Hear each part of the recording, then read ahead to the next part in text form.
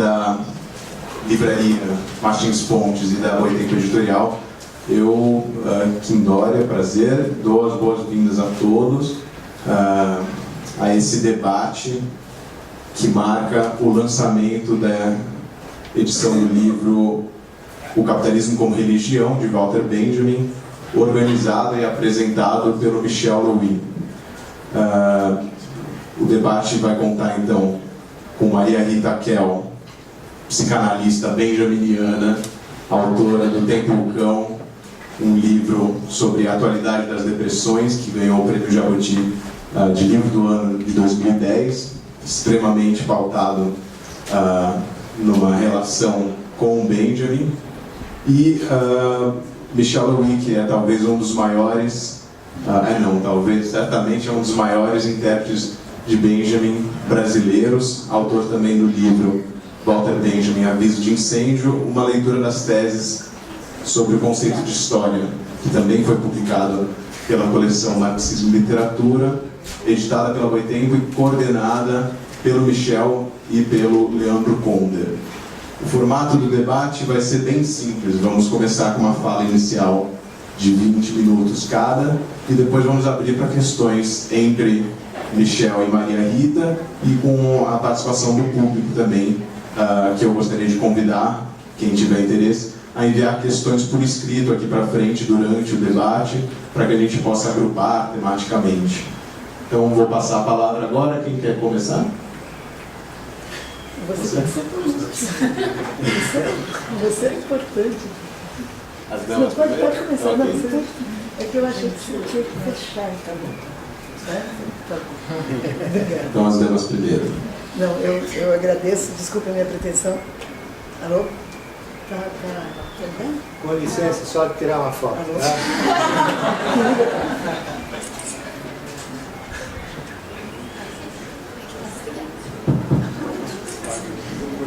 Bom, boa noite, muito obrigada. Michel, desculpe, eu pedi para ser a primeira, mas é porque eu acho que você devia, a pessoa que conhece mais, né, é melhor que ele fale depois. Eu vou tentar ser bem breve e explicar que não é muito fácil para mim falar de Benjamin na frente do Michel Levy, porque literalmente o que eu entendi de Benjamin foi depois de ler o Michel Levy.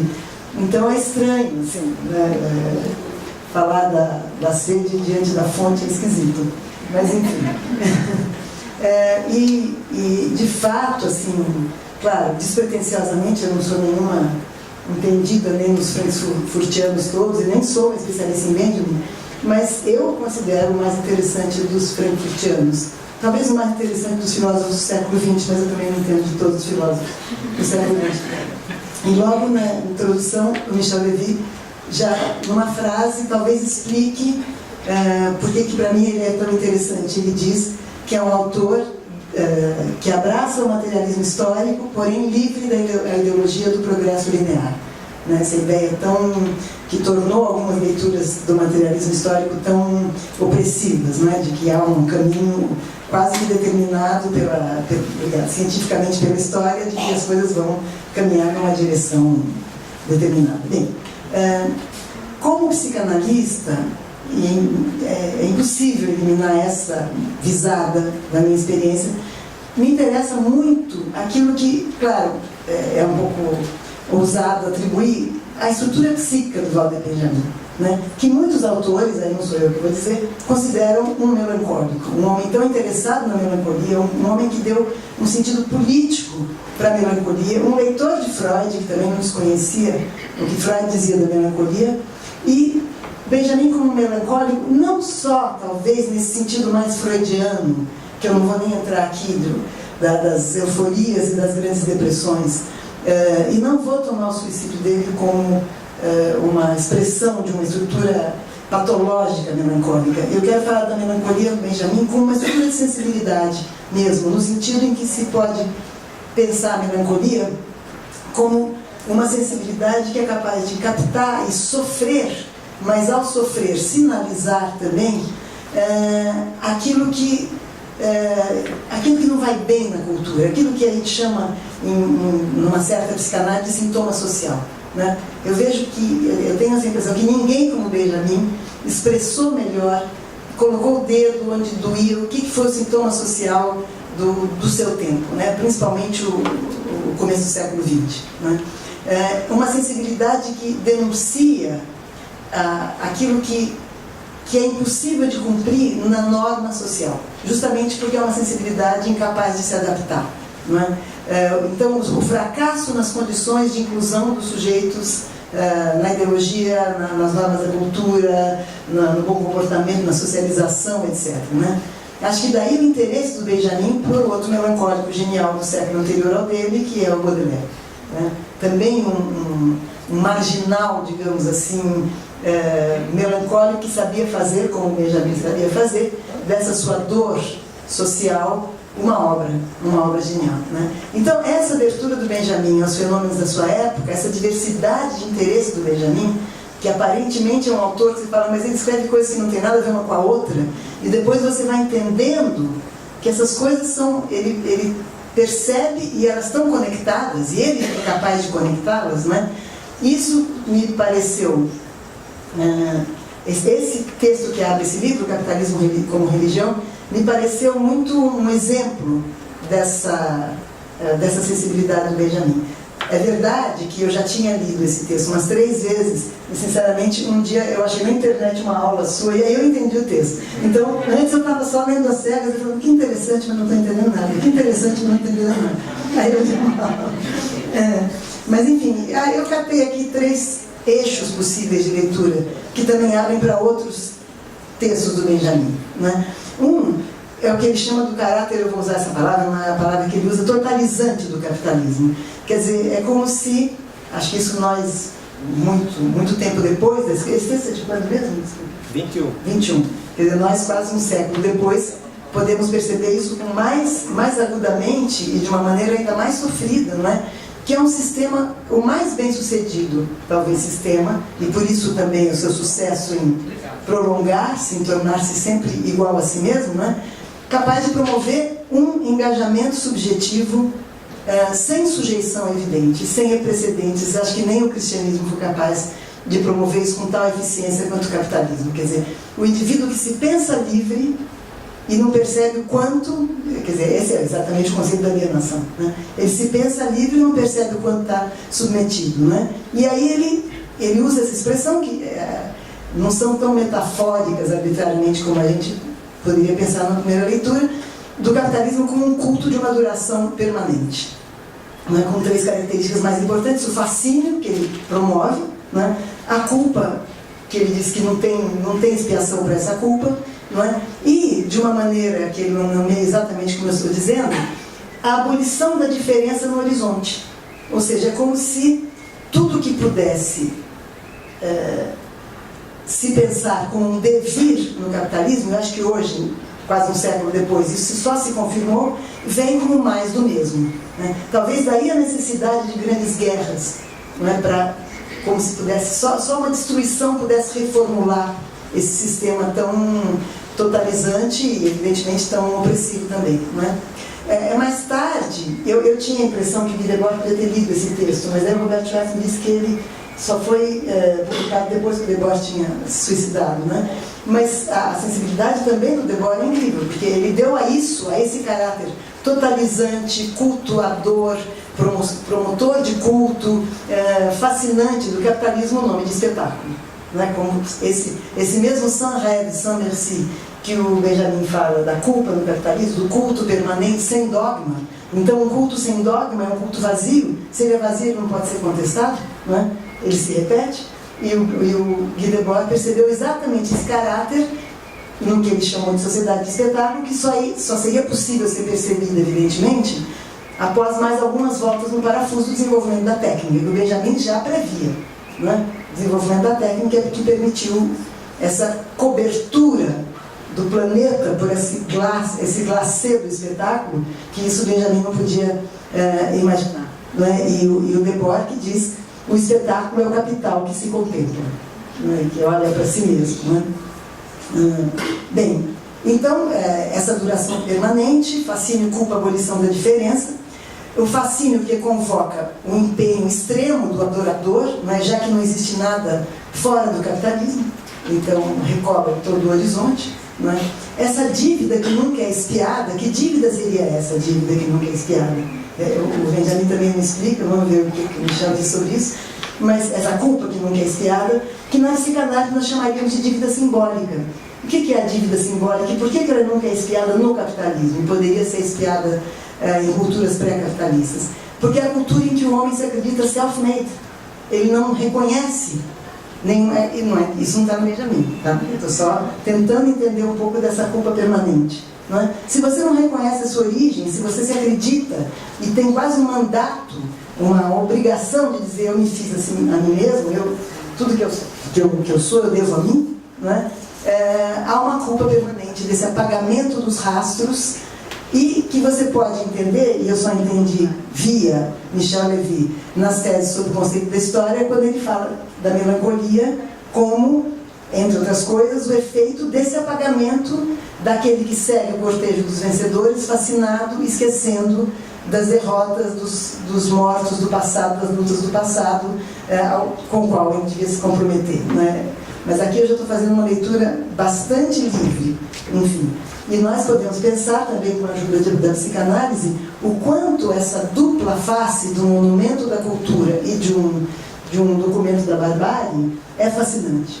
Quer dizer, o quanto isso, a pulsão de vida e a pulsão de morte, que se mesclam nos objetos fascinantes da cultura moderna, principalmente, promovem esse fascínio e o apagamento do compromisso do sujeito com a sua perspectiva, né? Outra chave de leitura, para mim, que é muito interessante, está nos dois textos do Benjamin de 34, eu acho 33 e 34, Experiência e Pobreza e o Narrador. Né? São textos em que, por caminhos diferentes, Benjamin menciona, principalmente na Experiência e Pobreza, o culto à tecnologia, à técnica. Não é? Tem um parágrafo nesses dois textos que se repete, e isso me provocou estranheza. A primeira vez que eu li, eu liguei para a Jeanne-Marie e perguntei: é um empastelamento de texto aqui ou não? Ela disse: não, é assim mesmo. Nos dois textos ele vai dizer, vamos pensar sempre no capitalismo como religião, mas ele está falando da primeira condição de fortalecimento do capitalismo no século XX, que foi a Primeira Guerra, né? E ele vai falar do pós-Primeira Guerra, ele está falando da anulação da experiência, etc. E ele diz: uma geração que tinha ido à escola num bonde puxado a burros ou a cavalos, etc., se viu de repente, estou lembrando, não deve ser exatamente assim, mas enfim, debaixo de bombardeios, o frágil e minúsculo corpo humano debaixo de bombardeios, num cenário em que nada era reconhecível a não ser as nuvens do céu. Tudo, aí ele está falando das condições da destruição da experiência, quer dizer, essa ruptura absoluta de todos os referenciais conhecidos. Ele se refere a uma guerra, mas nós que somos hoje habitantes das grandes cidades em plena fúria da especulação imobiliária, podemos falar: esse cenário que parece uma guerra também pode ser o capitalismo. Né? Eu vi aquele filme do chinês, daqui a pouco eu vou lembrar o nome do chinês, Still Life. Isso é o nome do chinês. E como é que chama o filme em português? Still Life. Still Life. Não sei se vocês lembram, é um filme que se passa na expropriação de grandes populações pela construção de uma represa. As pessoas têm salário, têm comida, têm seus objetinhos celulares, etc., e não tem vida. E você olha e diz: parece uma guerra, mas é só o capitalismo bombando. E parece uma guerra. Elas dormem em qualquer buraco, elas não têm vida social, as coisas estão sendo destruídas numa velocidade chinesa, mais do que a nossa, que a gente já está acostumado aqui, e que nos violenta tanto, e é o capitalismo. Né? Então, essa destruição das referências, né? essa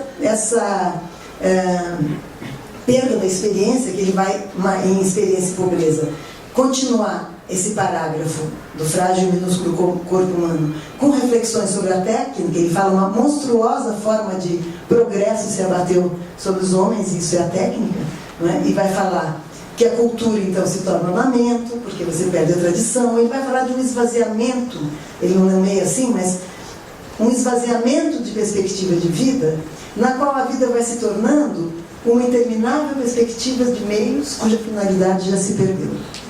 Isso a gente observa no consultório. A angústia e a falta, a depressão, que não é necessariamente uma depressão clínica, no sentido que tem uma origem lá na infância, etc., de pessoas muito ativas, muito empreendedoras, em que a vida se torna uma interminável perspectiva de meios cuja finalidade se perdeu. E aí o outro aspecto da melancolia, que fica embutido aqui, é a ideia benjaminiana também da melancolia como fatalismo. Ou seja, o sujeito não faz mais diferença, ele está engajado num movimento que ele não tem, digamos, possibilidade pelo seu arbítrio de deter, de refrear, de tornar mais lento, de sair, né? E por fim, pensar na melancolia no sentido de que tanto a ação política, quanto a experiência estética, quanto as perspectivas da vida estão todas dominadas por esse culto em que se transformou a vida sob o capitalismo, esse culto que parece uma fatalidade, não é? Essa talvez seja a mais perfeita, nesse texto, Capitalismo como Religião, a gente talvez encontre a mais perfeita descrição da alienação, que por sinal é um conceito comum ao materialismo dialético e à psicanálise lacaniana. Quer dizer, então é um conceito que toca na questão do que é a subjetividade sobre o capitalismo, não é? Acho que já deu aqui. Tá. Só para fechar com uma frase que eu acho espetacular, que vocês também devem conhecer, que talvez a mais forte expressão do sentido de melancolia, aliando a ideia da anulação da perspectiva do sujeito como potência de ação política, e a ideia de que essa permanente transformação não é uma transformação, não é? É só uma exacerbação da catástrofe, é essa frase que tudo continua assim. Essa é a catástrofe. Quer dizer, tudo se mexe tanto, tudo corre tanto, tudo nos empurra tanto, e no entanto é para tudo continuar assim. Então, parar aqui. Muito obrigada.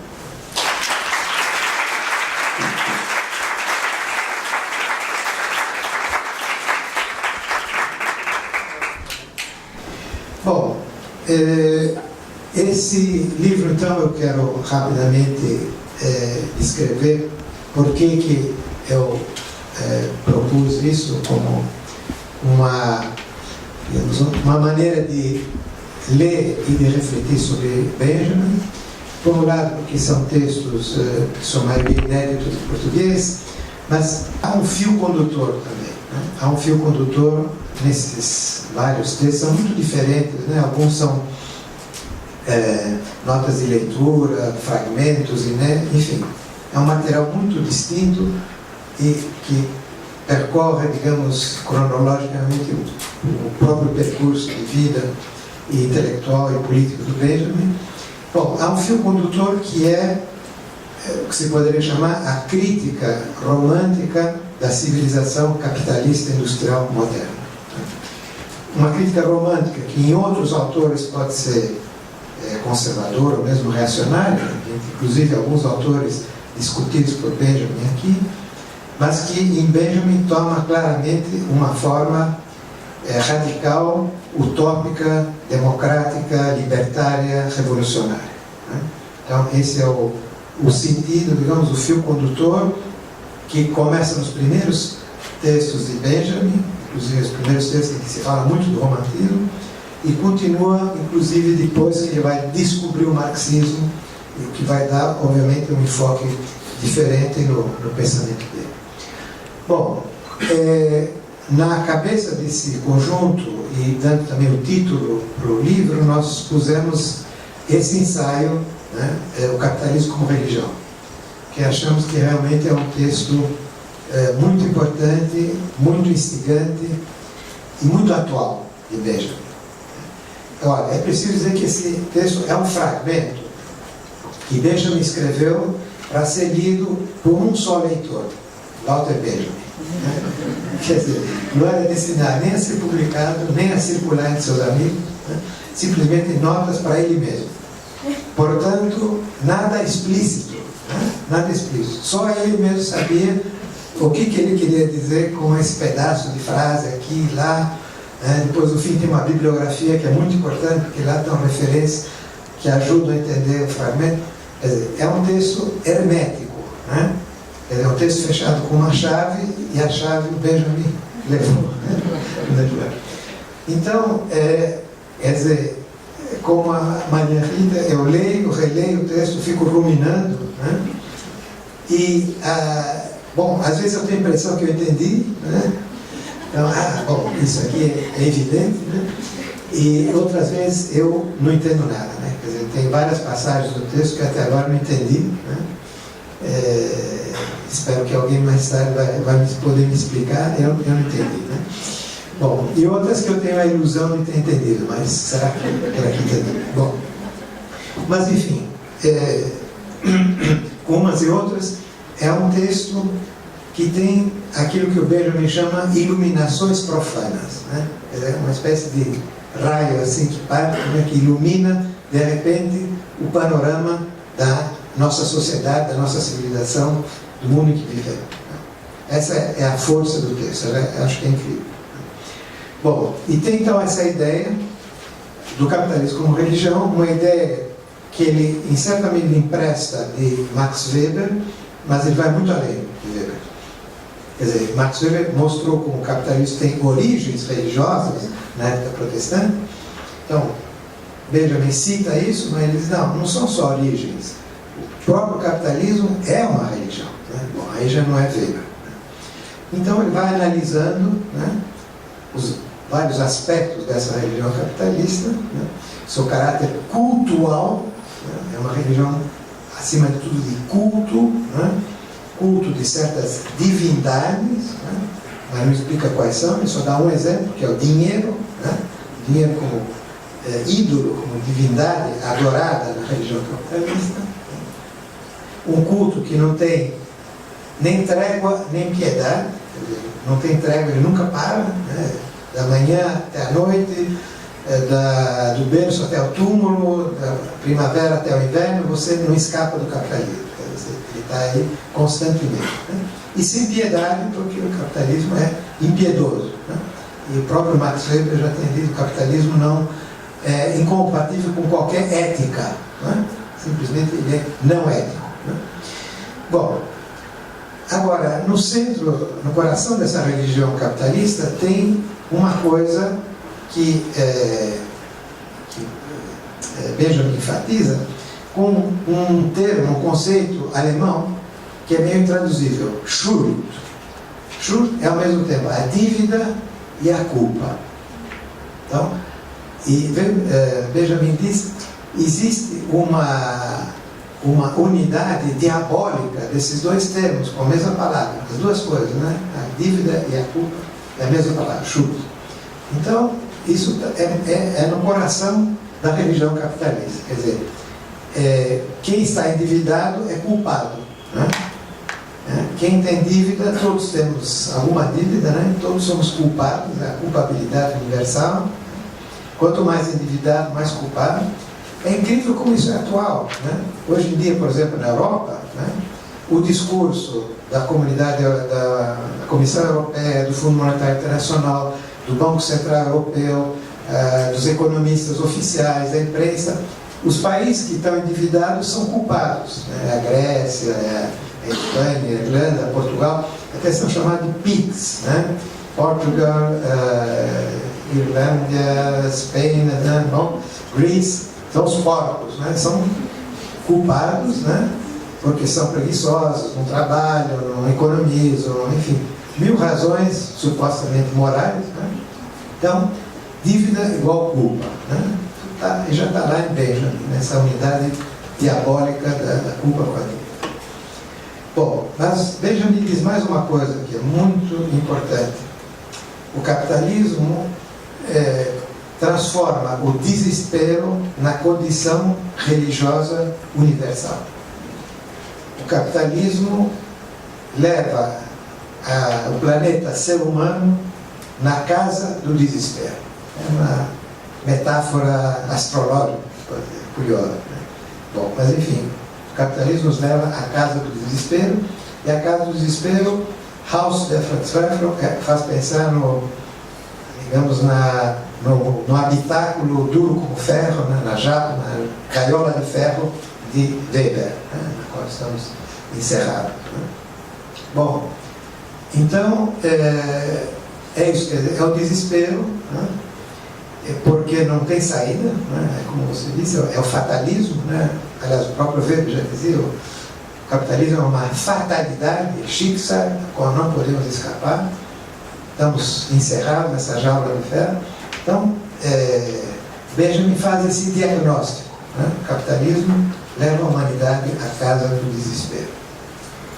Bem, agora, isso corresponde bem a esse estado de espírito, né, da melancolia de Benjamin, que aparece, né, em vários de seus escritos, inclusive os mais revolucionários. Por exemplo, o ensaio de 1929 sobre o surrealismo, ele avança a ideia que o revolucionário, o comunista, o marxista, tem que ser pessimista. Ele não é pessimista, ele não é revolucionário. Mas esse pessimismo não é um pessimismo fatalista, não é um pessimismo resignado, é um pessimismo ativo. Então, temos que organizar o pessimismo, diz Benjamin, né? E com isso, estamos preparando a revolução.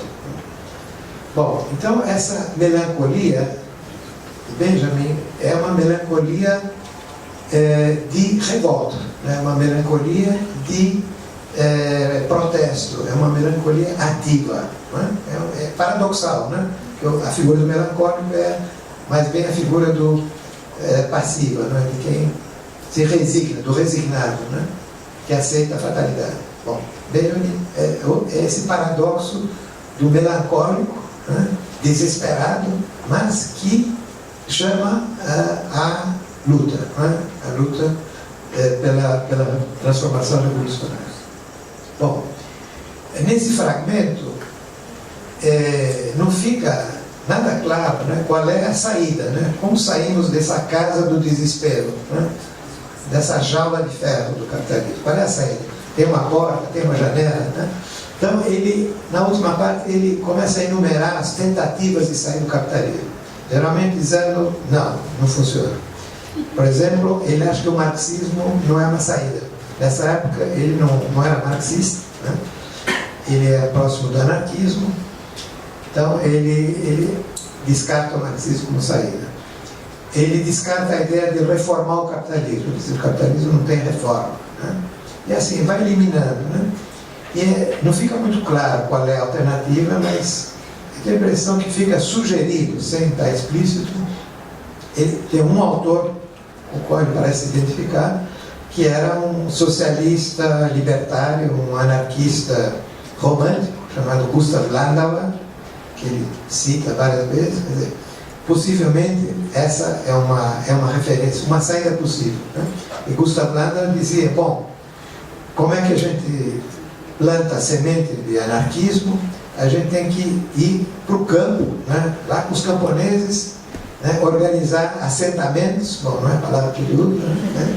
Organizar comunidades rurais, né? Livres, libertárias, coletivistas, né? E com isso vamos criando a semente de uma alternativa, de uma outra sociedade. Bom, só que quando começa a Revolução na Alemanha, em 1919, ele vai se engajar na Revolução, Gustav Landauer, vai ser comissário do povo para a educação num governo revolucionário na Baviera, que vai durar 3 semanas, e depois ele é assassinado, né, contra a Revolução. Bom, possivelmente esse personagem e esse pensamento é uma referência para Benjamin em 1921. Né? Alguns anos mais tarde, ele descobre o marxismo, né? Lendo História e Consciência de Classe de Lucas, né? E se apaixonando por uma comunista da Letônia, que era Asia Lasses. Né? Então ele descobre o marxismo, descobre o comunismo, e aí a temática do capitalismo como religião vai ser reformulada mais tarde, no Livro das Passagens. Mas eu queria voltar um instante a essa questão do desespero, né? Para relacionar um pouco com o mundo em que vivemos, né? O mundo da crise do capitalismo. Quer dizer, é um mundo em que essa condição do desespero é mais do que evidente, né? Quer dizer, com a crise, suas consequências econômicas e sociais dramáticas, milhões de pessoas desempregados, sendo expulsos das suas casas. Quer dizer, o desespero realmente aparece na sua forma mais brutal, né? Inclusive com vagas de suicídio, né, das pessoas. Bom, só que vai acontecer com esse desespero uma coisa importante, né? Para muitos setores, sobretudo na juventude, o desespero vai se transformar em raiva, né? Isso é muito importante. Walter Benjamin já escrevia nas teses sobre o conceito de história, sem raiva não há luta de classe, né? Então, o que acontece, né? Em um certo momento, o desespero se transforma em raiva, né? E a religião capitalista perde um pouco do seu poder de dominação, né? E essa raiva então se transforma mais um passo superior, né, em indignação. Aliás, tem uma expressão dos zapatistas que é muito bonita, eles falam na digna raiva, né, a digna rábia, né? Então temos a raiva, a digna raiva e em seguida a indignação. São 3 momentos de um processo, né? Bom, Benjamin não fala disso, né? Mas acho que partindo dessa ideia do desespero a gente chega a entender o que está acontecendo hoje, nessa transformação do desespero em raiva, em indignação. Então nós temos todos esses movimentos incríveis, né, que apareceram na Europa, na Grécia, na Espanha, em Portugal, movimentos indignados, né? Occupy Wall Street, jornadas de junho no Brasil, etc. Quer dizer, tudo isso é parte dessa expressão, né, de indignação. E tem um livrinho publicado por um pensador francês, Stéphane Hessel, chamado Indignez-vous, né? Indignai-vos, é um chamado, né, à juventude, as pessoas indignem-se, não sei como se poderia traduzir, né? Indignai-vos, né? E, bom, esse livro teve um impacto enorme, né?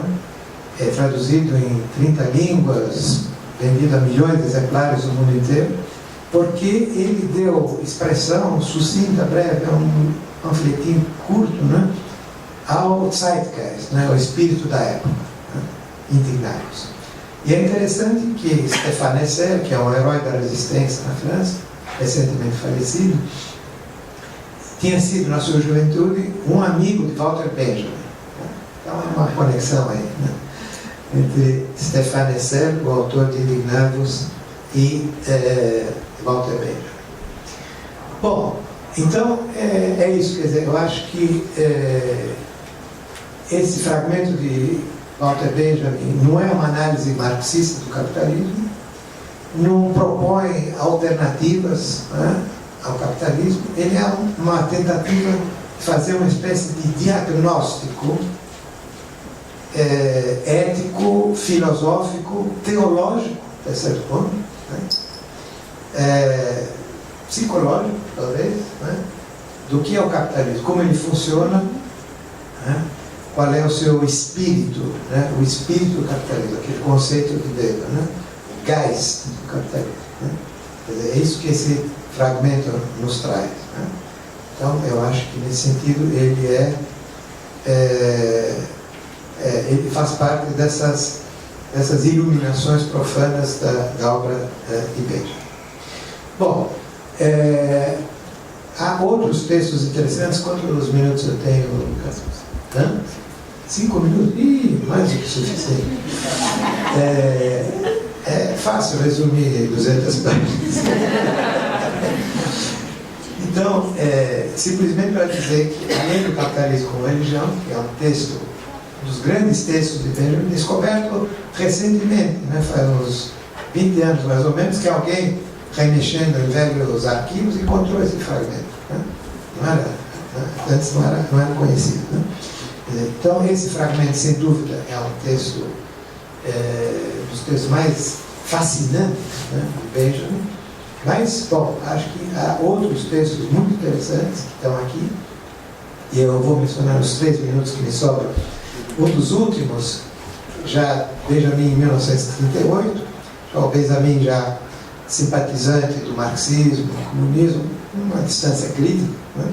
Então ele faz uma resenha de um livro sobre o nazismo, um livro de uma escritora alemã, Anna Zegers, um romance, que chama A Salvação, de Retton, sobre a vida cotidiana dos operários, dos desempregados, sobre o nazismo.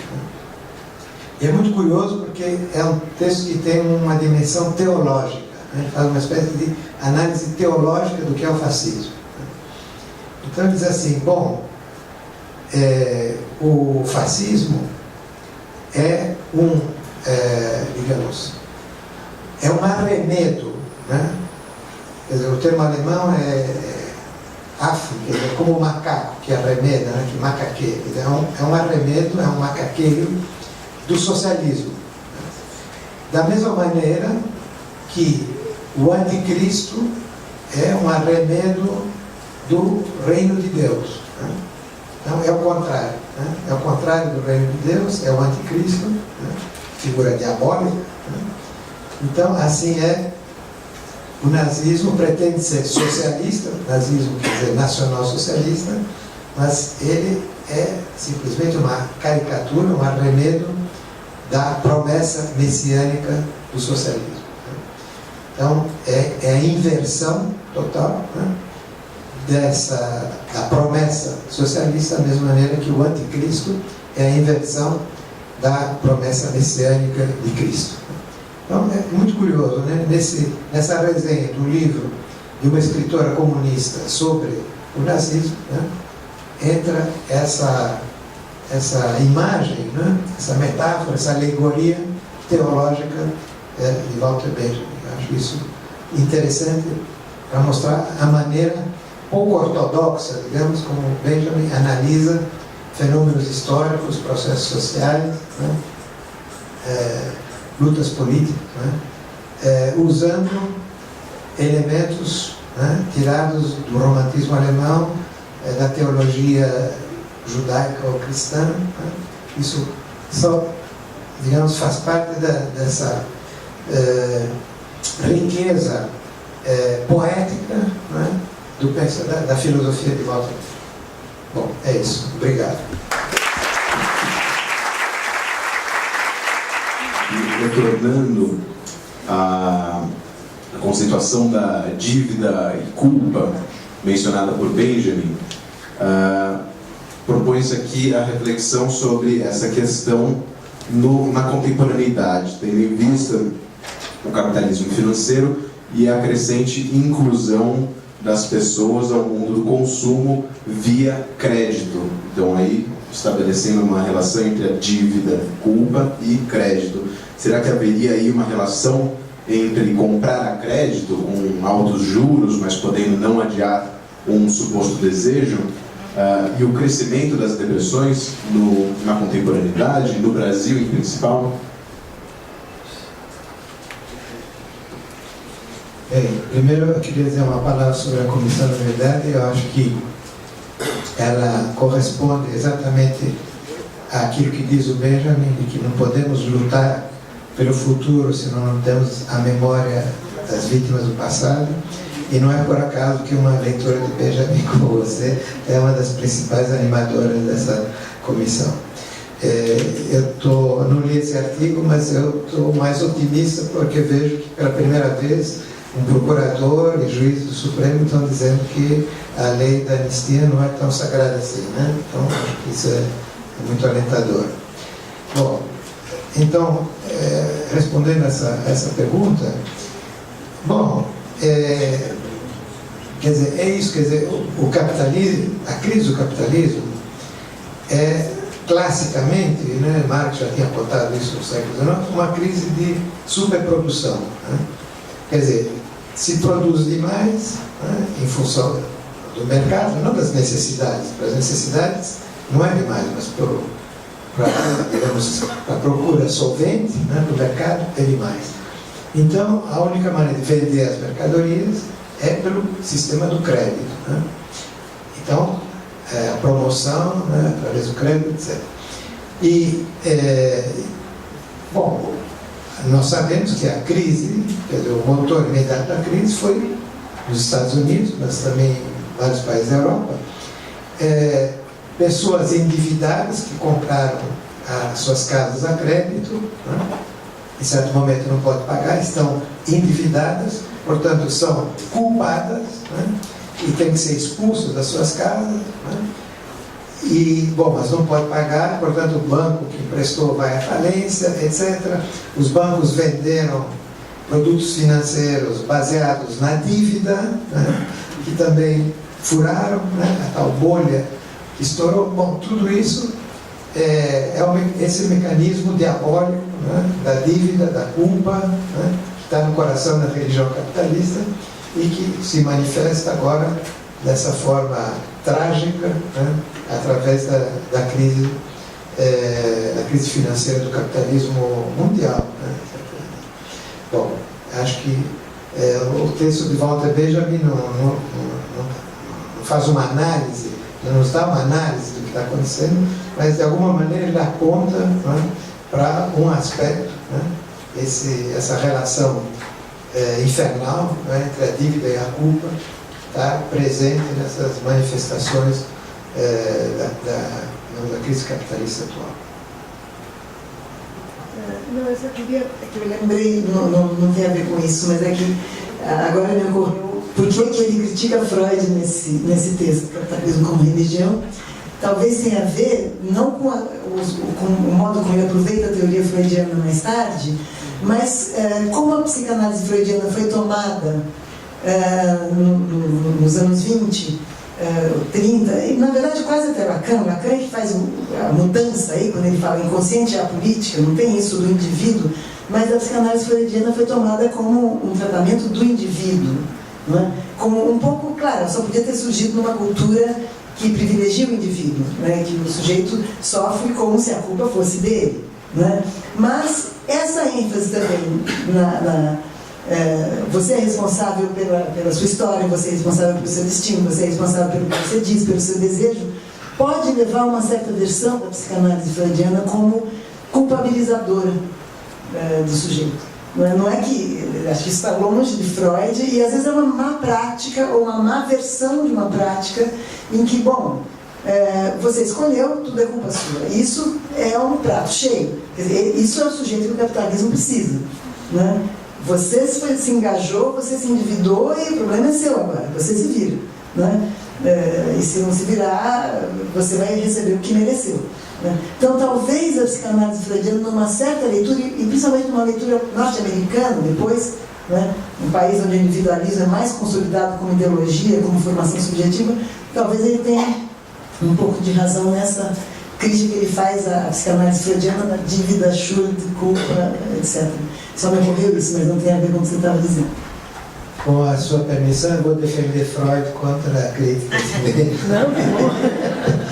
Porque o que diz Benjamin? A teoria freudiana também faz parte do império sacerdotal desse culto capitalista.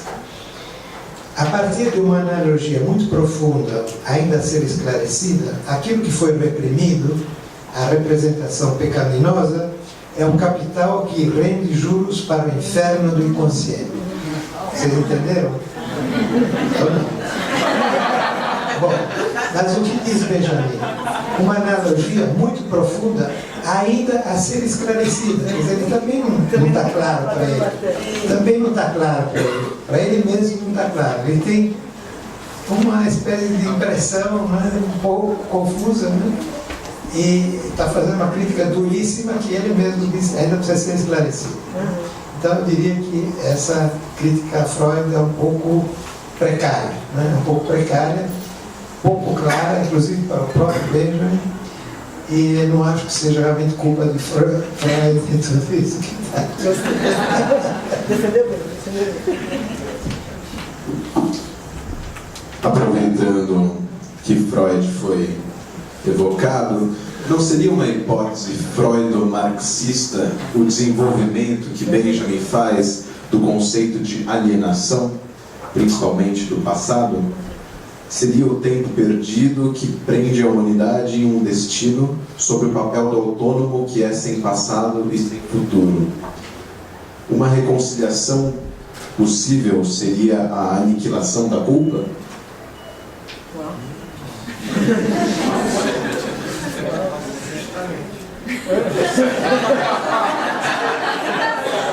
Eu só posso dizer o seguinte, eu não entendi a pergunta inteira, mas como psicanalista, infelizmente, gente, a aniquilação da culpa é impossível.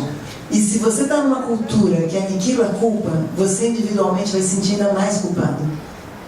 Que é o que acontece, e o que a gente vê, alguém mencionou numa pergunta aí a questão da depressão, o que a gente vê principalmente entre adolescentes, na sociedade pós-espetáculo, que é a sociedade do gozo, que é essa que a gente vive hoje, não é? Em que teoricamente o adolescente deveria não ter culpa nenhuma e se entregar a todos os prazeres que lhes são oferecidos, o aumento do suicídio entre adolescentes.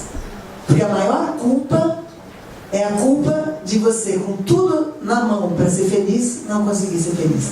Com tudo na mão para gozar, perceber que você está acabrunhado ou até intimidado com essa oferta de gozo absoluta.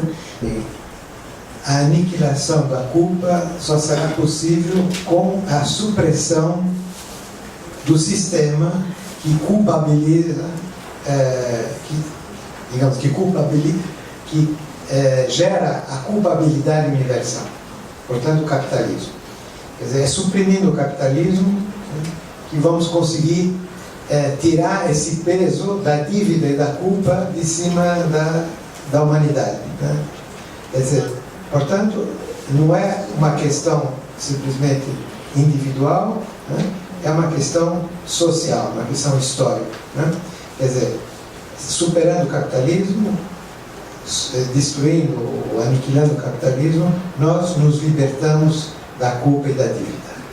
Acho que essa é a ideia do Benjamin, embora não esteja desenvolvida. Pensei numa coisa. Desculpa, para usar um pouco a minha experiência na Comissão da Verdade, que eu não entendia nada de culturas indígenas, estou entendendo um pouquinho.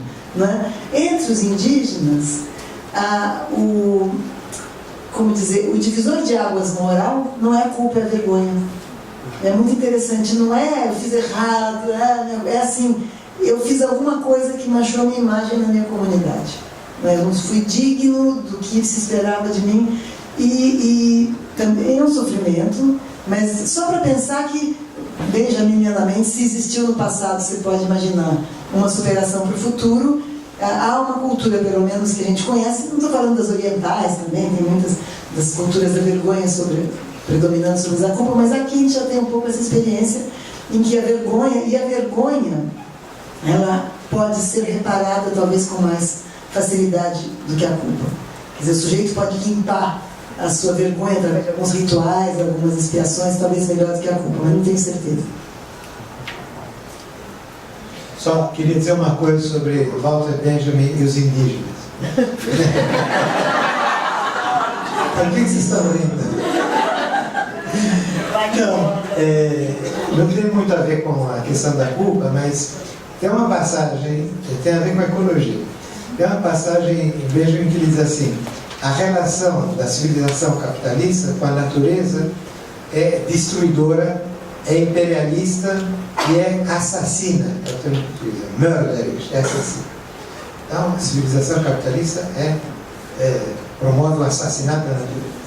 Enquanto que as culturas chamadas primitivas, descritas pelos antropólogos, então vai citar Bakov, etc., antropólogos do século XIX, mostravam como, para essas culturas primitivas, a natureza era uma mãe generosa. Né? Uma mãe generosa. E é exatamente o que os indígenas latino-americanos de hoje chamam a Pachamama. Né? Então, há essa ideia, em Walter Benjamin, né? A natureza como mãe generosa, as culturas primitivas que valorizam, oposta a essa visão destruidora e assassina da natureza da civilização capitalista. Gostei. Depois você me diz onde está, vamos usar de aqui. Seria possível traçar um paralelo entre Walter Benjamin e a banalidade do mal de Hannah Arendt?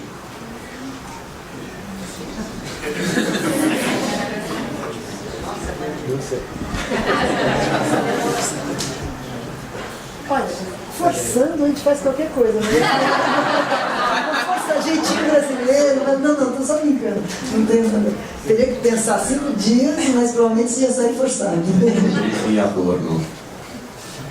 Benjamin, ao dialogar com seu amigo Adorno, discutia 2 categorias, semi-letrados e semi-compreensão. Seria possível aproximar essas 2 categorias com a categoria de semi-formação e semi-cultura de Adorno?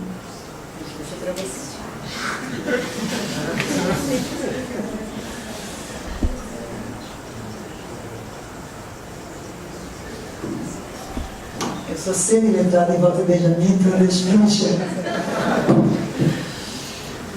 Francamente, eu não tenho nada, quer dizer, não saberia o que dizer sobre isso, salvo, mas não tenho uma relação muito direta com isso, que, em geral, Adorno, uma divergência que é entre os dois, Adorno tem uma visão bastante crítica das formas de cultura de massa, não é? Que ele vê como semicultura, né? Ou mesmo o contrário de cultura. Então, ele rejeita tudo que massifica a cultura, porque ele acha que isso é uma industrialização da cultura que faz com que ela perca todo o valor, né, cultural autêntico. Né? Então, isso seria pior do que semicultura, né? Seria zero cultura. Né? Quando a cultura se transforma em indústria cultural massificada, ela, na verdade, deixa de ser cultura. É uma crítica interessante, sem dúvida tem um elemento legítimo. Né? Mas ela é unilateral. Né? Na minha opinião, também é o que achava Walter Benjamin. Então, Walter Benjamin tinha uma atitude muito mais aberta, mais positiva, a formas culturais que para Adorno seriam semiculturais ou não culturais. Por exemplo, o cinema, né? Uma arte de massas. Então, bom, Adorno escreveu muito sobre o cinema, mas enfim, para ele o cinema faz parte da indústria cultural, né? Faz parte dessa massificação destruidora da cultura.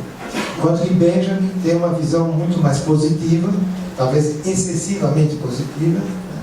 Dessas formas massivas da cultura, né? A reprodução, por exemplo, das obras de arte, né? A reprodução mecânica das obras de arte, coloca a obra de arte como acessível ao conjunto das massas, né? E sobretudo o cinema como uma expressão mais típica, digamos, de uma arte de massas. E ele acha que isso é positivo, quer dizer, ele acha que o cinema pode jogar um papel revolucionário, né? Então ele aponta para filmes, não só os filmes soviéticos, Eisenstein, etc., cinema revolucionário, mas ele diz, por exemplo, Chaplin, o cinema de Chaplin é um cinema revolucionário, né? É um cinema que ajuda a despertar a consciência de classe das massas, né? Então, Walter Benjamin tinha uma opinião mais, valorizava muito mais do que Adorno essas formas de massificação da cultura, né? Em particular o cinema. Então, esse é um aspecto que há uma diferença sensível entre os dois. Não respondo diretamente a sua pergunta, mas, bom, alguma coisa tem. No ensaio que encerra o livro Revoluções, organizado pelo Michel, que foi publicado pela Boitempo, é uma coletânea ímpar de fotografias de revoluções sociais desde a Comuna de Paris, que é acompanhado com alguns ensaios de historiadores. Do pós-fácil, a edição brasileira, o Michel fala sobre a questão da revolta popular no Brasil, tocando aí na questão do movimento dos trabalhadores sem terra, com o qual o MST, com o qual a Maria Rita também tem um trabalho sobre o qual ela, pelo menos, tinha um projeto de escrever um livro relacionando a questão com o Benjamin. Queria propor o tema, talvez, para considerações. Acho que você acabou de escrever um livro que não... Não, te agradeço. Deixa eu só esclarecer. Eu, durante 6 anos, até começar a Comissão da Verdade, eu tive que eu considero um privilégio. Eu 2 vezes fui à Escola Nacional Florestan Fernandes, já deve ter ido várias vezes, chamada para debater alguns temas. As pessoas sabiam que eu era psicanalista, e cada um dos debates tinha alguém que perguntava o que a psicanálise pode fazer pela militância. E eu falava nada, mesmo porque o Freud mesmo era completamente, tem um texto muito crítico. Ele nunca usou o termo militância, mas as formações de massa, etc. Então a psicanálise não tem uma teoria para ajudar a militância. A segunda vez que veio a pergunta, eu disse, bom, mas sabe que tem muito militante maluco, a psicanálise é para tratar as pessoas, né? Que atrapalham, inclusive, né? Pelo que eu lembro da minha juventude, de militantes malucos, era uma classe de vida. Aí eu saí da sala, o pessoal riu que nem vocês, eu saí da sala, quando acabou, tinha 2 pessoas da direção da escola, quando é que a senhora pode começar? E eu, naquele mesmo dia, eu fiquei 6 anos atendendo pacientes lá. O que para mim foi uma honra, uma experiência, até no sentido de entender que a subjetividade, embora tenha alguns pilares, que eu acho que a psicanálise freudiana percebeu, alguns universais da subjetividade, pelo menos moderna, né? Eu não estenderia isso até o começo dos tempos, como Lacan faz, mas ela pode variar em alguns dos seus parâmetros, dependendo do laço social, Isso é muito interessante. Aquilo que parecia invariável pode variar dependendo do laço social. Mas isso é muito verde. Começou a Comissão da Verdade, eu tive que parar, pretendo voltar, mas que eu acho que eu não pretendia escrever um livro Benjamin e MST, eu precisaria conhecer muito mais dos dois para poder escrever isso. Eu no máximo pensei e já tinha pronto a história de um caso clínico, do começo ao fim. O único paciente que, por morar lá, fez todas as sessões até dizer, doutora, ele disse, minha mente está livre. E foi embora. Então era isso que eu podia escrever, com algumas reflexões, aí começando a verdade, isso ficou para depois. As considerações finais para agradecer a Maria Rita, primeiro por ter escrito uma belíssima orelha para esse livro, né? E eu acho que a orelha é uma parte muito importante do corpo literário, né? Sem ela a gente não consegue explicar muita coisa.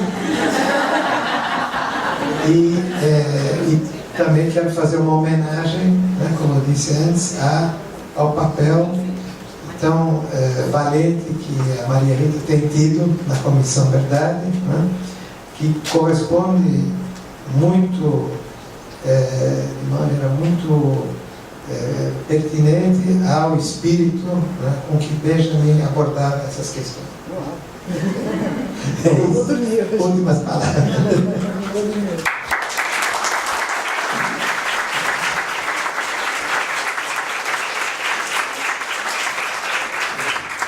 Bom, então, em vez de perguntas, nós estamos nos elogiando, e eu, de fato, não era demagogia, não era para ele me tratar bem, que eu falei tudo que eu entendi de Benjamin, que eu aprendi mesmo lendo Michel Levy, e claro, esse livro, acabei de ler para fazer a orelha, mas o aviso de incêndio é extraordinário, enfim, só aí essas teses sobre o conceito de história fizeram algum sentido para mim, porque eu lia e não sabia do que ele estava falando, realmente não sabia do que ele estava falando, porque eu venho também de outro paradigma, então, obrigada. E só, obrigada a vocês também.